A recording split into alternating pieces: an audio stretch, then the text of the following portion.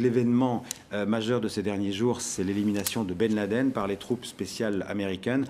Première question simple et à la fois très vaste. Est-ce que c'est la fin du terrorisme islamiste dans le monde? Non, c'est pas la fin du terrorisme. J'ai eu la chance d'être à New York, moi, le jour où c'est arrivé, et j'ai vu à la fois la joie et la gravité des Américains. Je crois qu'ils ont assez bien résumé. Le premier soir, c'était la joie, le lendemain, la gravité. Les Américains ont parfaitement compris que la mort de Ben Laden ne signifiait pas la fin de ce qui s'est passé il y a 10 ans, à savoir la vulnérabilité des États-Unis. Et ça, c'est un changement capital dans l'histoire du monde. La vulnérabilité de nos sociétés à ce type de terrorisme de masse.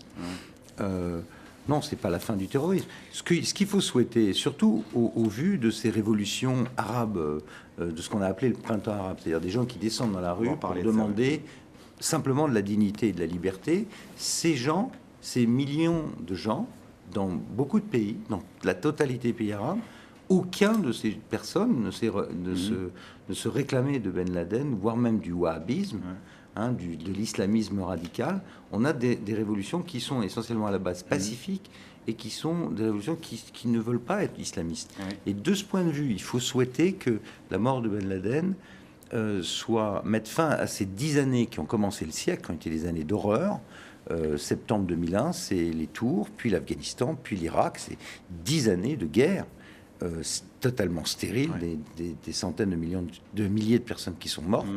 Il faut souhaiter qu'on en sorte. Justement, à propos de guerre, et avant de passer la parole à Bruno Darroux, est-ce que cette élimination de Ben Laden, ça prouve pas que finalement les opérations spéciales ciblées, c'est plus efficace qu'une guerre traditionnelle? Oui, vous savez, personne n'a envie d'aller faire la guerre. Non, mais donc à contrario, ce qu'il fallait les faire, quoi.